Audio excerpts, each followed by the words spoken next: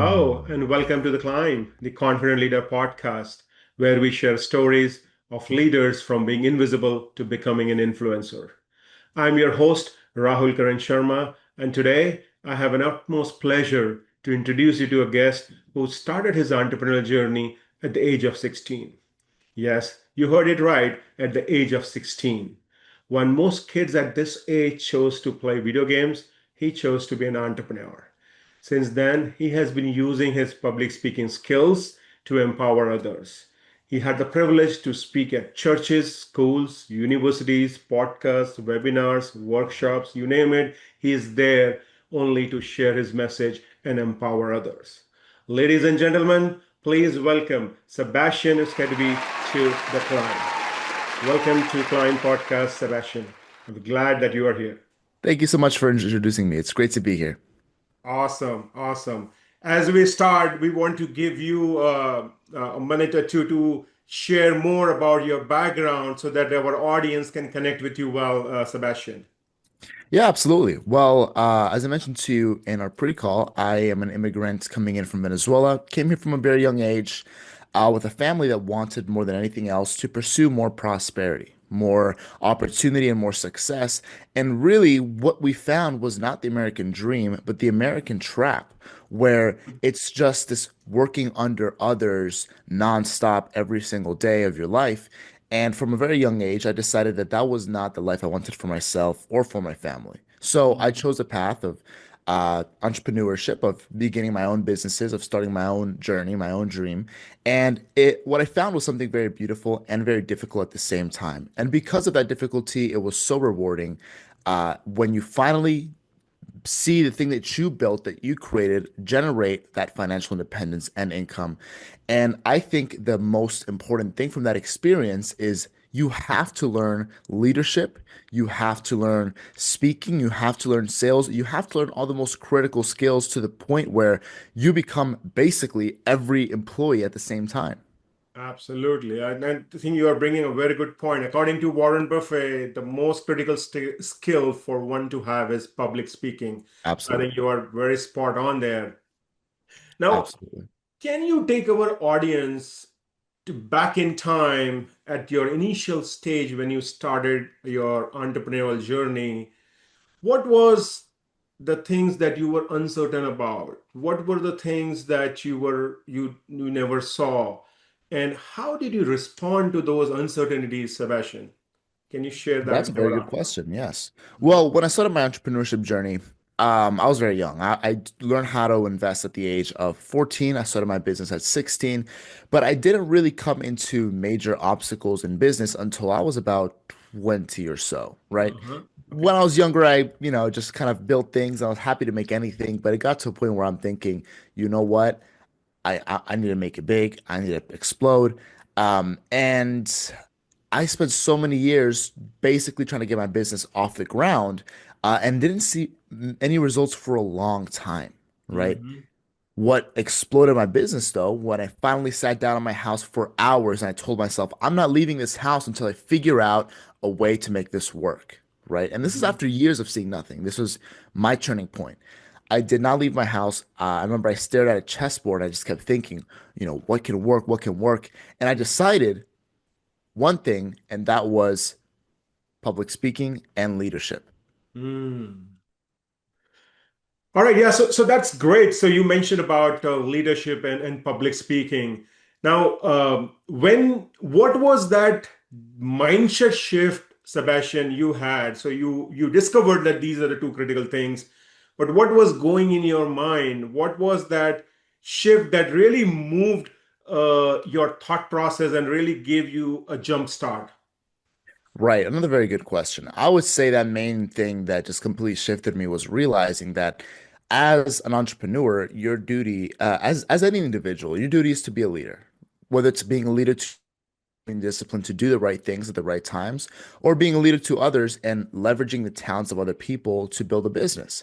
Hmm. And I decided, you know what? I can only do so much. And I don't want to pay other, marketing agencies or anything like that. So what I did was I built my own, right? Hmm. At one point, I got up to 40 people that were working in marketing for me.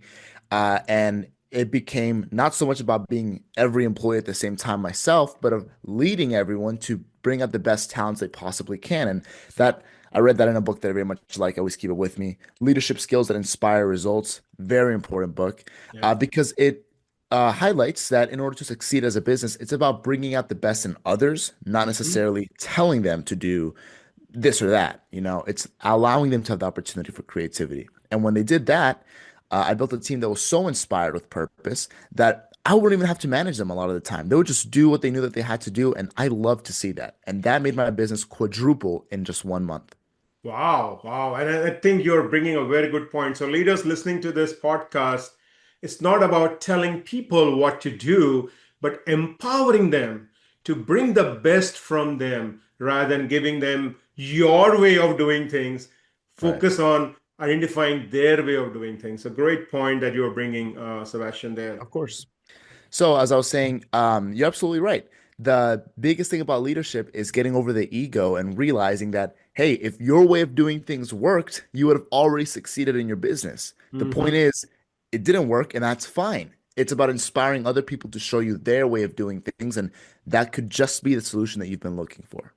Absolutely. And this is my learning in my entrepreneurial journey, Sebastian, that entrepreneurship is just like peeling an onion. No, Mm. you get to one level, you think you got it, but then there is another level. There is another layer. So and it's always good to go and ask for help. Ask for help not to look weak, but to become stronger. That's Exactly great. right. Exactly right. You Now, will never make it with ego. yeah, absolutely. The ego part. Now, one of the critical aspect that we talk about in our podcast, Sebastian, is our climb framework, where we have four different leadership stages, being invisible, potential, achiever, and influencer. And for each of these levels, we provide this climb framework, which is cultivate your mindset, leverage your strength, integrate your purpose and vision, magnify your impact, as well as build legacy. So, out of those four leadership stages, which one resonate well with you when during the early stage, and what you did to move from that stage to become an influencer that you are today? Right, right. Well, when I started off, my whole life I have always read a lot about leadership, and it's always been very important to me. Um, I suppose one of the main things that helped me get up to that influencer point was there's actually one book. I'm going to completely give everything to this one book because it was so life-changing to me. Mhm. And it was Extreme Ownership by Abs- Jocko Willink. I'm not sure if Love you've read that it, but book. yes, Love so that book. good, so good. And it's so important for leadership because I have to realize everyone that's working with you, they're there for your vision. Now, that's an honor. That's an honor and a massive, massive privilege. And you have to honor that to yourself. You owe it to yourself by leading through example, by letting, this is a huge, this is one of the main things that helps me blow up is empowering not employees, but as a leader, the highest tier of leader is a leader. I'm repeating the word so much, but it's someone that inspires other leaders, Hmm. right? Hmm. Anyone can be a manager of employees like you see at a lot of these places, but very few people can be a leader of leaders, right? And Absolutely. what goes into that is you have to inspire purpose, you have to inspire a belief and a meaning. I'm not sure what chapter was in Extreme Ownership, but he talked about when you make your mission and purpose clear enough, your people will follow you and follow the vision automatically, right? So I ended up creating a manager for my team who I Hmm. taught him how to be a leader to them. Hmm. And what I found was my purpose went through him to the whole team. And everything ran so smoothly. I had people in my team going way above and beyond. They said, "Hey, I'm gonna launch a social media account. Hey, I'm gonna edit these videos for you. Hey, I'm gonna publish all these things for marketing." And it was incredible. I didn't ask for any of that stuff, and they were just doing it from the sheer purpose that had been inspired by my team. Absolutely. And I think what point you're bringing is just don't do the job. As Yes. an individual contributor, think beyond.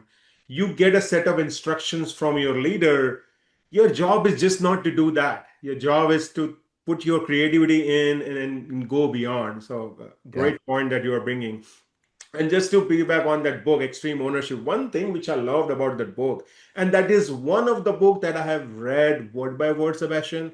I read a lot of books, but not word by word. This is one book. And the reason I love this book, one, how he used the example of the war Yeah. with leadership. And towards the end, he gives a great synopsis of how those learnings are applying to leadership. So it's just not about reading a story, but also injecting leadership lesson throughout the book. So great book, Exactly. team, if you want to know more about leadership. Now, if you have to take us back in time again, Sebastian, how things would have been different for you if you have received a leadership training or a training on entrepreneurship before you actually started? How things would have been different today? Well, if I had had some kind of training in that, because no one really is born a leader, you become one Mhm. through that discipline. But if I had, most likely, I would have wanted to start a team in my business a lot earlier, a lot earlier. I would have wanted to start my journey a lot earlier. Of course, everyone has their own path and their own timing, but I would have realized the importance of that so much sooner and the importance of having basically 40 other me's at all times doing all this work. So I suppose it would have accelerated my growth quite a bit. Instead of taking 3 years to get off the ground, I could have probably got done in the first year. Absolutely. So you would be able to shrink in your growth by almost 2 years. And Right. leaders who are listening, most of the time in organizations in the corporate world, leaders get training on leadership once they become a leader. And in my opinion, that's too late. So if you are a good individual contributor, not necessarily mean you would be a good leader. So invest in yourself. If your organization is not providing training, that's okay. You invest in books, as Sebastian mentioned, you invest in online courses, and more importantly, have a mentor who can teach you, who can guide you on your day-to-day basis. So very, very important. And I really like how you mentioned that your growth would have been sooner than how it was Right. today. Mhm. Great, great segue. So now I'm just moving from this aspect. You have been a very inspiring for people who want to start business. You started a very young, and if those young professionals today are listening to this podcast who are thinking to make an impact in their professional life or thinking to start a business, what would be some advice that you would give to them so that they don't need to do the learnings probably you had? They can get it from ground running.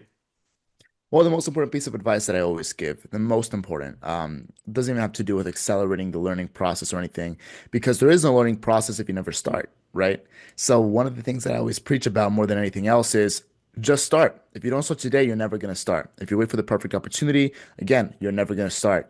I know so many people that continue to tell me, oh, I'm just waiting for this or I'm just waiting for that to start what they wanted to do.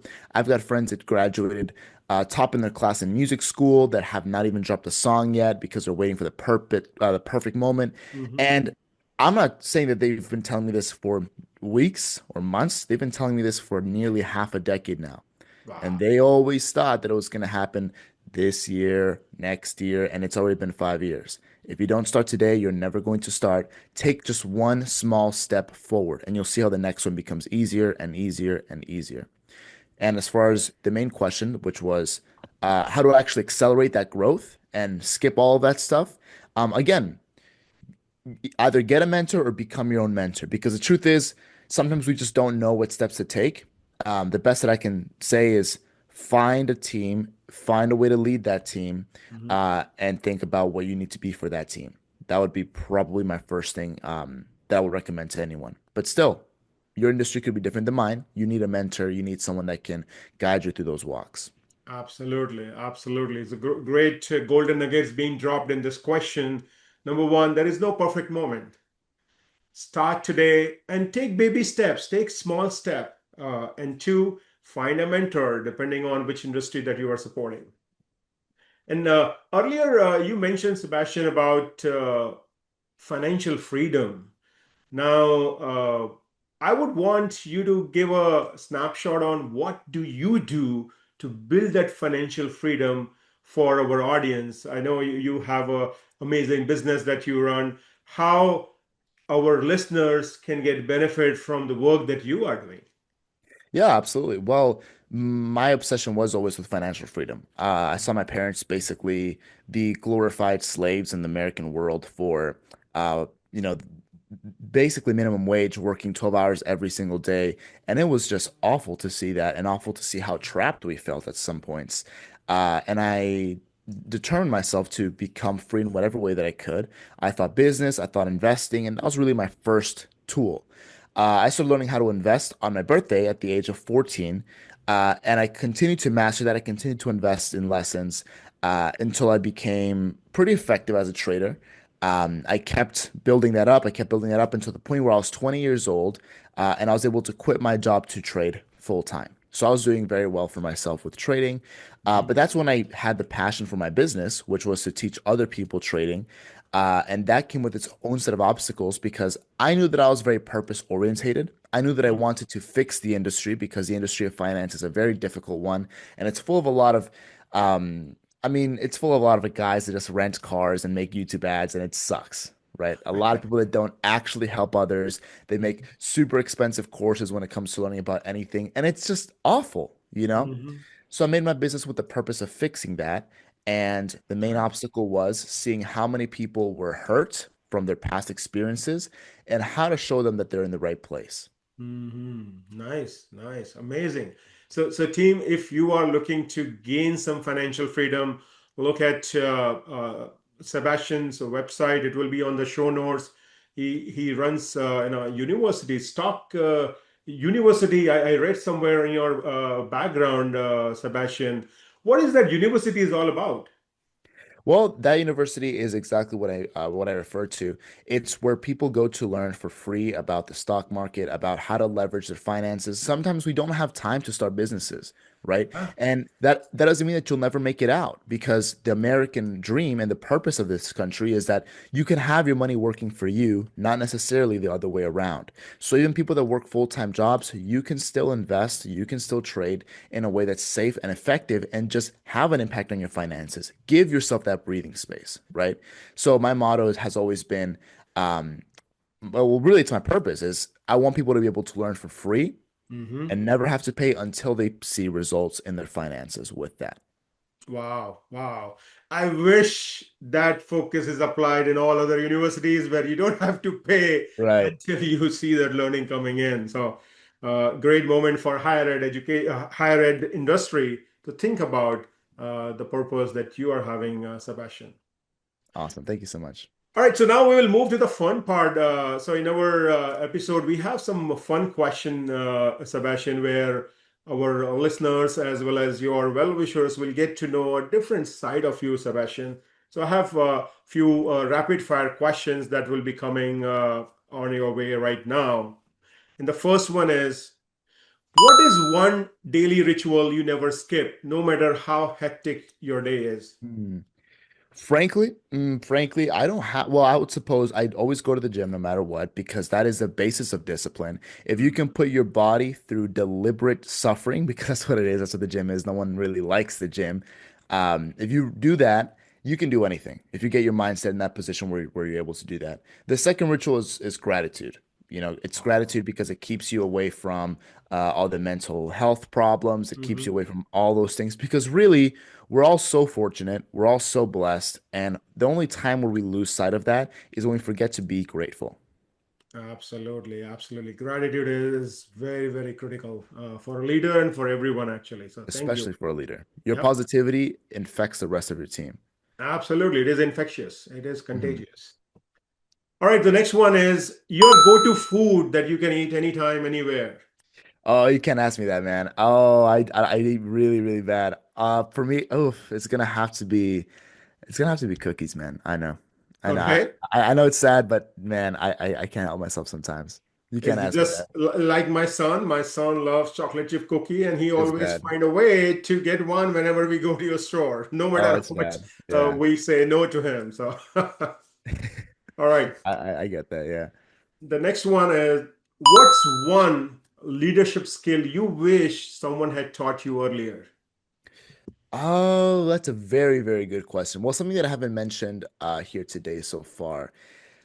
You know what? There's one thing that I learned before, but I never really integrated, and that's lead through example. That's so important. Leading Hmm. through example. Um, And because you always hear that, but you never really know what it means. You have to literally be what you want your team to become. So I never ever led in anything that I hadn't done myself first. So when I built my marketing team, I was already doing all of that by myself, and I basically just hired 40 other people to do it for me, or to multiply that labor. When I was Hmm. managing all those 40 people, and that was exhausting as well, I hired someone to manage them for me. But it's always been something that I've done. I've led by example and I set the standard myself. Nice, nice. Lead by example. Great. Mm. Next one for you is, are you a morning person or a night owl? Unfortunately, I'm a night owl. I have to wake up in the morning for what I do, but if I could, I'd prefer not to. All right, the final rapid fire question. If your career were a Netflix series, what would be the title of season one be?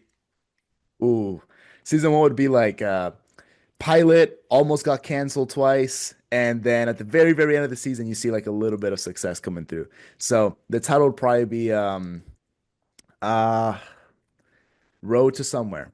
Road to Don't know somewhere. where yet, but just somewhere.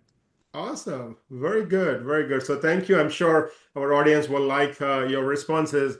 And before we'll let you go, are any final words of wisdom for our young leaders, aspiring leaders who want to become entrepreneurs, who want to become an influential leader? Any final words of wisdom for them? Yeah, absolutely. So the most important thing, especially for young people to know as they start, is first off, you're in the best position imaginable to do whatever it is that you want because you're at the least risk. If you're young, you typically don't have a whole mortgage to pay, you don't have a family to feed. If things go wrong, you can fall a couple times, and you have to fall in order to succeed in the future. So fall now while you can. In other words, just get started. And something else that you're very vulnerable to when you're younger. I'm 22 years old. When you're young, and I started my business when I was very young, is distraction. You're gonna see so many people talk about so many things. This guy's talking about drop shipping. That guy's talking about crypto. This guy's talking about Amazon. And you're gonna try everything and you're gonna fail in everything because nothing succeeds with 10, 20% focus or effort. Make it your thing. Give it all the effort imaginable. And that's the only way things succeed. When you start off with things, they always seem easy. And then you realize that it's not as easy as it sounds. That's when most people stop. Keep going. Pick something and do it all the way. Find what works and just master it. Don't get distracted. Awesome. Very good. Very good. Well, Sebastian, it has been a pleasure to be with you speaking about your journey. And for our audience, let us know what was the thing that you liked the most about this episode. Few things that we discussed. Number one, public speaking and leadership skills. Get them early on. Number two, there is no perfect moment. You do not wait for perfect moment. Take the small steps and lead by example. If you are expecting someone to do something, you lead it first. And last but not the least, as he mentioned about focus on minimizing your distraction. There will be a lot of distraction around us. You need to focus on minimizing that distraction. With that said, we are on the end of another episode of the Climb, the Confident Leader podcast. And thank you for listening. And thank you again, Sebastian, for being here. Appreciate Thank you so your much. time. It's been an honor, truly. Absolutely. Thank you, everyone.